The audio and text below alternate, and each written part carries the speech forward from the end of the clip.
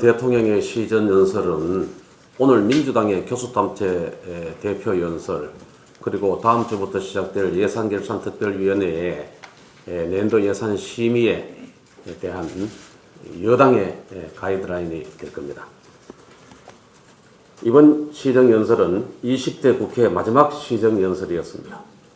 경제정책의 부작용을 조금은 인정하고 역사 앞에 사과하시는 대통령의 모습을 국민들은 기대하고 있었습니다.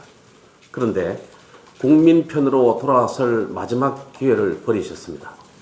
시장 편으로 돌아설 유일한 희망이 사라졌습니다.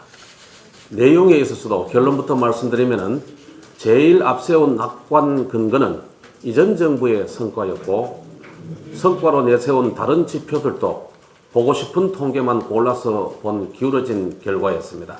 맨 먼저 세계경제포럼 국가경쟁력 평가 결과 2016년 26위에서 금년도 13위로 크게 올랐다고 했습니다. 그런데 2016년 26위는 옛날 지수, 구지수 기준의 결과의 값이고, 금년도는 신지수로 선정된 평가 결과입니다. 단순 비교에서 생긴 순위 부풀리기였습니다. 오히려 정부가 실력을 발휘할 수 있는 지표들은 일제히 하락했습니다.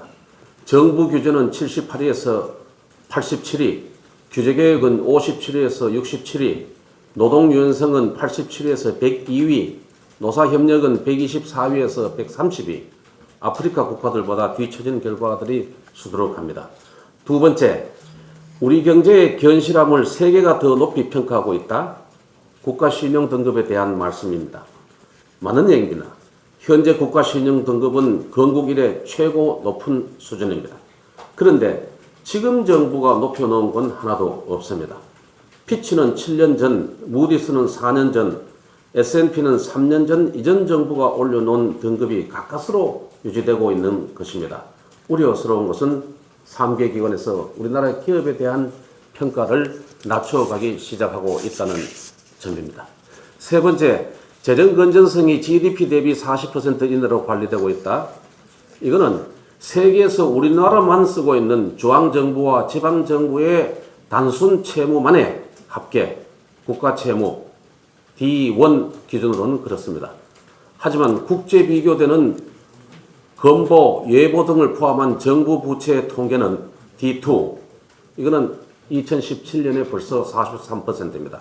한전, NH, 도로공사, 연금, 충당금, 공자기금 다 더한 국가 부채는 GDP의 60%를 이미 넘어서고 있습니다. 혁신의 힘이 살아나고 있다. 수출 투자 부진을 타개하기 위해서 기업 투자에 더 많은 세제 인센티브를 부여하겠다.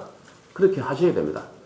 그런데 왜 투자가 부진한지 보셔야 합니다.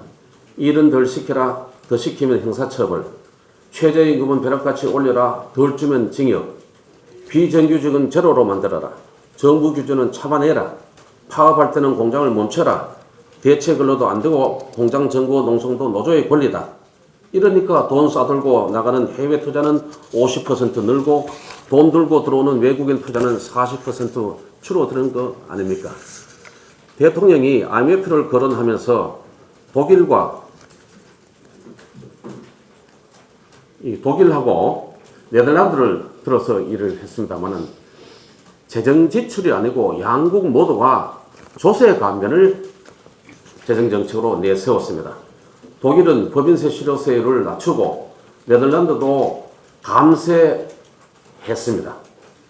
지출을 하는 경우에도 인프라, 디지털, 친환경, 핀세트 집중 일정 기간 투자하겠다고 한 겁니다. 따라서 법인세의 역주행의 정상화, 투자세 공제 제도의 정상화, 가업 상속 공제 대상과 요건 완화 등을 통해서 기업의 투자 여력을 회복시켜 주자고 하는 것이, 그 내용을 담고 있는 것이 민부론입니다. 오늘 오후 2시에 민부론이 간다. 세 번째로 원주에서 자영업, 소상공인, 기업인 분들과 언론인 여러분을 모시고 당 대표님과 민주론 집필전이 함께 합니다. 많은 관심 부탁드립니다.